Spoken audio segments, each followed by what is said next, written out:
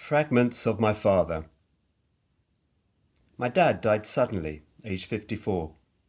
Heart attack. In our bathroom, just before going to bed. He fell and cracked his head on the enamel bath, so there was a mess which made it difficult to establish what had happened until the post-mortem. I had just turned 14, and my older brother and I hadn't yet worked ourselves out, far less our parents. Like many of his generation, my dad never talked about his past, not to my knowledge or memory. It was only years later, 36 years to be precise, when I found a small notebook of his in a dusty drawer, that I discovered a complex story of cruelty and loss. In July 1939, 3 weeks after his 18th birthday, my father got out of Vienna. By any yardstick, his departure was late. The annexation of Austria by Nazi Germany, known as the Anschluss, had taken place in March 1938. The lives of all Jews, indeed all who did not fit the Aryan profile, became even more precarious. My father's parents did not, or could not, leave. On top of physical violence, the Nazis were adept at emotional and psychological torture. At some point, they were deported, first to Theresienstadt, and ultimately on to extermination camps in Poland and what is now Belarus. My grandfather to Belzec, my grandmother to Mali Trostinek. My father arrived in England alone. How much English he knew then, I have no idea. I do know he worked as a farm labourer in Scotland before Churchill issued the order to collar the lot. The press had whipped up a frenzy about enemy aliens and the threat they posed to Britain. All foreign nationals were now regarded as a threat, as potential fifth columnists, and a vigorous exercise began to round them up and place them in internment camps, regardless of the fact that many of them were refugees fleeing persecution by the Nazi regime or the Italian fascists. So, my father was interned. Remaining in Vienna would have led to a far worse fate. What came after? That is a story British wartime history tries very hard to forget. So many enemy aliens were interned, on the mainland and the Isle of Man, that the decision was made by the government to deport them. They were to be sent to internment camps in Canada and Australia. The chief reason for this order was heightened fear of a German invasion following the fall of France and the evacuation from Dunkirk. But there were other, more prosaic reasons. There were now over 80,000 people interned. Britain was facing food shortages, and shipping off this mix of those who had sought sanctuary from Hitler and Mussolini and those who were indeed Nazi sympathisers was considered the most practical solution. The Arundora Star left Liverpool for Canada on the 2nd of July 1940. On board were 1,600 people, 3 times her peacetime capacity, including some 1,200 internees, 200 soldiers plus the crew. The ship had no armed escort and no markings to indicate that she was carrying civilians. To prevent any escape, access to the lifeboats was obstructed by heavy barbed wire, and layers of barbed wire were placed between the decks. There were no extra lifeboats, nor boat drills in case of emergency. Early the next morning, off the Irish coast, it suffered a hit from a torpedo fired by a U-boat, and sank within an hour. Most of the Italian internees were in the lowest part of the ship. Many were trapped by the layers of barbed wire. Over 800 lives were lost. The very next week, many of those who had survived this trauma were sent on another transport ship from Liverpool, this time bound for Australia. This still sounds incredible to me as I write. The Genera carried over 2,500 enemy aliens, including some 500 prisoners of war and Nazi sympathisers. The other 2,000 were mainly German and Italian civilians, either resident in Britain or refugees from persecution. With the addition of British soldiers and crew, the ship held over 3,000 people, double its capacity. The internees were not told the ship's destination. Overcrowded conditions were made far worse by the brutal treatment meted out by the British soldiers. The internees had their possessions ransacked, then tossed overboard. They were frequently beaten, and the soldiers closed the hatches to deny them air. This was in high summer. The Dunera was attacked by 2 U-boat torpedoes. By most accounts, one passed underneath the ship. The other apparently struck the ship's hull, but failed to explode. After the war, it was discovered that the Dunera was saved from being destroyed by a Nazi submarine. The U-boat commander sent divers to investigate the debris which had been tossed overboard. From the number of German-language items, the commander concluded that the ship was carrying prisoners of war and decided not to attack. I had heard of the Dunera, but I had no idea how personal this story would become, until I started to read through my father's notebook and came across a poem written in German. At the bottom corner of the page, in tiny writing, I make out the words, Dunera, July 40. I knew that he had been interned in Australia, but now I knew he had been on board. As I write this, I feel the same shock as when I discovered those sparse words in his notebook. I find myself trying to piece together fragments of my father's life from even smaller fragments, index cards held by relief agencies, the bare information on archival databases, those notebook jottings. My father would surely have disapproved. For him, as for so many, the horrors lay in the past and were to be consigned there. The future was everything. Perhaps they haunted his dreams. If they did, he never let on. So, why do I keep searching? Well, for one thing, because I can. The age of digital information has granted access to spaces and places which were all but inaccessible when my father was alive. Ironically, perhaps, he became an information scientist in a pre-digital age. As a linguist as well, he was involved in setting up technical libraries in many countries. In so doing, my father became a cog in numerous multicultural networks, well before the word was in common parlance. The Austria that existed a century ago, before being perverted by Nazism, was itself a child of multiculturalism. The Habsburg Empire contained a multiplicity of ethnic groups, all of them with distinct languages, beliefs and cultural backgrounds. Vienna, and many other cities, were thriving, vital centres of culture, science and inquiry. Part of the drive for my continuing quest is to have a narrative which I can try and make some sense of, a picture of what my father went through that was not available to me when I was young. Had he told me something of what he and his parents had been through, I honestly don't know if I would have understood. For him, perhaps, no narrative was needed. That he had survived was enough. Britain is often portrayed as a welcoming home for refugees. For those fleeing the Nazi invasion of Europe, the process was designed to keep out large numbers of European Jews, perhaps 10 times as many as it let in.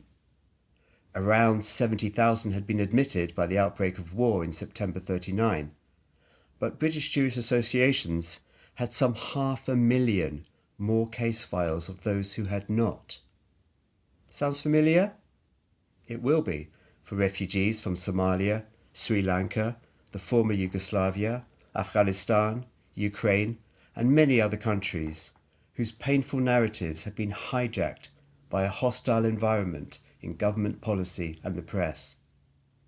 The demonization of refugees has been a pastime of the press for well over a century, resulting in the 1905 Aliens Act designed to keep them out, especially the Jews. It has been one small step to the demonization of others. The systems and cultures of malevolence, designed to weaponize one group of people against others, rise, hydra-headed, from a slew of misinformation and disinformation amplified on social media. They taint us all. It's invidious to mention some and by so doing omit others, but they need to be named and remembered to reveal the depth of venom implicit in them.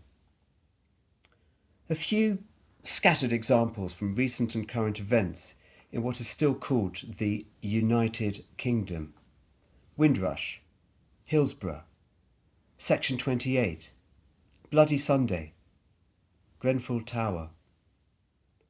All of them subjected to false narratives by politicians and in the media, in which the good names, memories, human and civil rights of individuals have been tarnished, tainted and trampled on. As for refugees from civil wars and military dictatorship, from rape and from torture, from the insult of poverty and broken lives, well, they're not entitled to take British jobs and our benefits. Parts of the press would have us believe that these jobs and benefits are the sole reasons for which they risk their lives to reach these shores. Would my father have been allowed into a country defined by its proud, hostile environment? Well, I am here now. We are all here, owing to the marvellous fact of our survival. War, enslavement, rape, pogrom, pandemic, populism, crude and ultimately violent political opportunism have all failed to turn us into history's footnotes.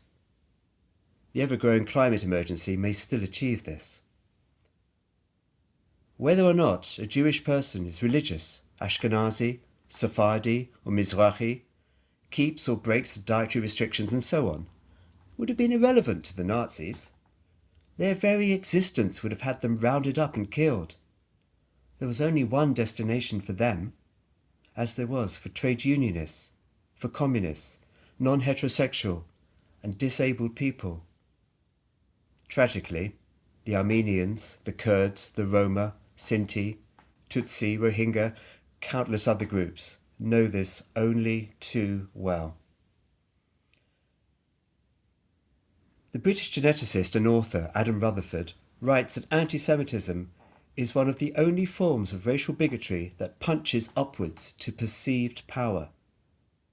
Now, this may not be unique to anti-Semitism, but it's clear as day and clear as mud that if it is in any way unique among racisms, it's because some people make it an obsession. And that obsession, allied with political opportunism, threatens to turn a blind and divisive eye to other forms of racism, potentially leading to wider conflicts. And such divisions are a gift to populists, cynics, opportunists and haters. The perilous road to the multicultural is littered with shards of glass. Perhaps it's only in suffering that Jewish people can say "we" without becoming mired in the claims and counterclaims of those who declare being Jewish fit for only one favoured group, or, to use a word loaded with meaning and nuance, chosen. For many, the recounting of Jewish history in a kosher nutshell is one part survival, one part bleak, dead-eyed humour. They tried to kill us. We survived. Let's eat. Survival. A supremely difficult act, which to those whose lives have not been touched by it may appear no more challenging than breathing. But then came COVID-19. Breathing itself became and remains a very real challenge for millions. The coronavirus is democratic in that it respects no one. So we continue to suffer, not only from the pandemic and the still incalculable consequences, but also from pernicious gaslighting of the victims, especially the elderly and those with underlying health challenges. Many people of all faiths argue that the genocide of the Jews by the Nazis is unique among horrors. Understandably so. But one cannot, and importantly must not, compare horrors. Where would you start anyway? For all those who have suffered, their suffering is unique. What brings common cause is the determination of those who have endured or who have witnessed such suffering to stamp it out, to try to ensure that it is not inflicted on others. The combination of understanding the nature of the threat to our humanity, allied with a determination to act upon that knowledge, often at tremendous risk, has the power to unite rather than separate us. How multiculturalism, very much a Western concept, exists and thrives in a post-colonial society is a matter for reflection as well as for debate. Our great gift, also seen by many as a threat, is by no means secure. Critics come from many corners, including the Jewish establishment.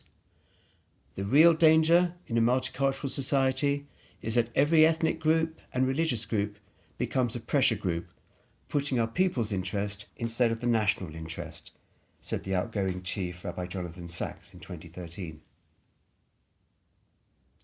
Reimagining the national interest, beyond something to do with cricket, untainted by racism of course, or taking back control of an indeterminate, indeed illusory, way of life, is imperative for all of us seeking to survive in an increasingly authoritarian world. Whether multiculturalism is a social experiment in cultural diversity, or simply the way we live now, it has to be created and recreated in our own lives. It does not even have to be an idea. It can be exemplified in our actions and in the courage to be open to others and to ourselves. Multiculturalism as a policy or an ideology is something I've never understood. We don't walk around our neighbourhood thinking, how's this experiment going? This is not how people live. It's just a fact of life, said Zadie Smith in an interview in 2010. There is no single, simple story as to what happens next. Is Jewish multiculturalism an oxymoron? Resisting hostility and scepticism, our multiculturalism expresses itself in so many ways, from the West Eastern Divan Orchestra to the recipes of Claudia Roden in Yotam Ottolenghi, from the East End of London to the furthest parts of the globe, encompassing all places and diversities in between. Our multiculturalism is not only integral to our shared humanity, it's inspired also by our unique and our joint suffering and the overarching will to overcome and survive.